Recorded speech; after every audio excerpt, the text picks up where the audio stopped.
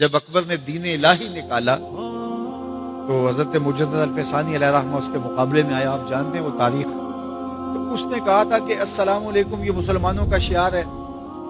تو ایک نیا لفظ لے کر آتے ہیں. جب بھی کوئی کسی کو ملے تو اس کو کہے اللہ اکبر, وہ بھی جواب میں کہے اللہ اکبر. یہ اپنی طرف سے وہ نئی چیز لے کر آئے. لیکن اسلام نے السلام علیکم کیوں رکھا ہے؟ تو اس کا ایک فلسفہ ہے. اور وہ کیا کہ جب کوئی مسلمان کسی دوسرے مسلمان کو ملے تو وہ کہے السلام علیکم. اس کا مطلب ہے تیرے اوپر سلامتی ہو. تو گویا وہ ضمانت دے رہا ہے کہ میرے بھائی تیری جان, تیرا مال, تیری آبرو, تیری عزت میری طرف سے محفوظ ہے. میں تجھے ضمانت دیتا ہوں سلام کی. اور وہ آگے سے کیا کہتا ہے وعلیکم السلام. اچھا تو اگر مجھے ضمانت دیتا ہے تو تو میری طرف سے بے فکر ہو جا. تیری آبرو میری آبرو ہے, تیری عزت میری عزت ہے, تیرا مال میرا مال ہے, اس لیے میری طرف سے تجھے کوئی فکر نہیں ہوگی. اب ایک دوسرے سے انہیں خطرہ نہیں ہونا چاہیے. ایک دوسرے کو ضمانت دے چکے ہیں, عہد کر چکے ہیں. اور اگر ہم سلام بھی لیں اور جڑے بھی کاٹ دیں تو میاں ہم نے سلام لیا ہی نہیں, ہم نے منافقت کی تھی. حضور نے فرمایا افش السلام, میں سلام کو پھیلاؤ. یعنی سلام کو پھیلاؤ گے تو امن پھیلے گا. سلام سلامتی سے ہے, یہ آپ امن دیتے ہیں. ہارون الرشید کے زمانے میں ایک شخص کو سزائے موت کا حکم ہو گیا. تو اس قیدی سے پوچھا سزائے موت سے قبل تیرا آخری حق ہے. اس نے کہا کہ میں بادشاہ سے ملنا چاہتا ہوں. انہوں نے کہا ٹھیک ہے. بادشاہ کو کہا کہ سزائے موت کا قیدی ہے. تو وہ کہتا ہے میں بادشاہ سے ملنا چاہتا ہوں. بادشاہ نے کہا لے آؤ. تو دربار لگا تھا تو وہ قیدی زنجیروں میں جکڑا ہوا لایا گیا. اس نے کہا السلام علیکم. بادشاہ نے کہا وعلیکم السلام. آخری خواہش پوری ہو گئی. جلاد لے جانے لگے, قتل کرنے لگے. کہا تو مجھے قتل نہیں کر سکتے. کہا کیوں؟ کہا بادشاہ نے میری ضمانت دے دی ہے, مجھے آزاد کر دیا. بادشاہ نے کہا میں کب کیا؟ کہا تم نے کہا نہیں وعلیکم السلام, تمہیں سلامتی ہو. تو جس کو تم سلامتی کہہ چکے ہو تو کیا اس کے اوپر سزا ہو سکتی ہے؟ تو بادشاہ مسکرانے لگا. کہا جاؤ میں نے اس کو آزاد کیا. وعلیکم السلام کہہ دیا تو پھر سلامتی ہوگی نا. اسی لیے ہم کہتے ہیں حضور پہ سلام پڑھا کرو. حضور پر جب سلام پڑھو گے تو حضور بھی سلام کا جواب دیں گے.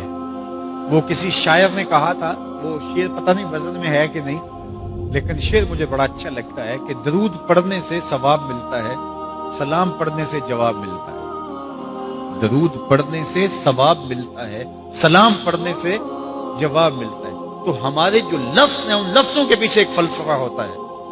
تو فرمایا المسلم من سلم المسلمون من لسانہ و یدہ.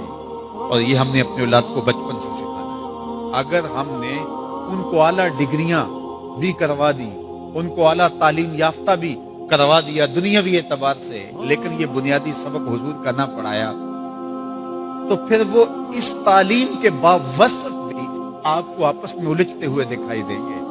اعلیٰ ڈگریوں کے باوجود بھی آپ ایک دوسرے کا گریبان ان کو نوچتا ہوا آپ دیکھیں گے, اس لیے کہ انہوں نے اسلام کا یہ بنیادی سبق تو ماں کی گود سے پڑھا ہی نہیں ہے.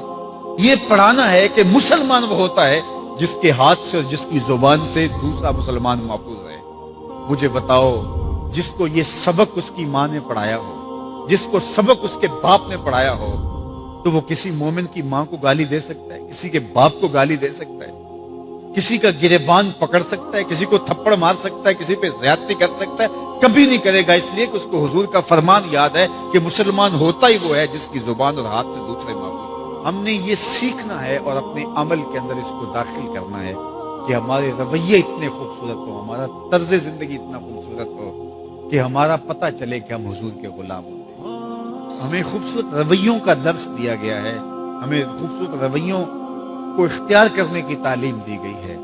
تو ہم اپنے آپ کو دیکھیں اور ہم اپنے دل کو صاف کریں, اپنی زبان کو صاف کریں, اپنی آنکھوں کو پاکیزہ بنائیں, اپنی سوچوں کو عفت دیں اور دیکھیں کہ ہم کھڑے کہاں ہیں. جس کے 2 دن برابر ہیں, آج کا اور کل کا, تو وہ خرابی پہ ہے. سرخرو وہ ہے کہ جس کے دونوں دنوں کے اندر واضح فرق ہو, ہر لمحہ اس کا بہتری کی طرف چلا جا رہا ہو, تو وہ ترقی کی طرف ہے, ورنہ وہ تنزل کا شکار ہو رہا ہے. تو ہمیں یہ سبق دیا گیا کہ قد افلح من تزکا, کامیاب وہی ہوا جس نے اپنے من کو ستھرا کیا, اپنے باطن کی صفائی کی, اپنے اندر کو پاک کر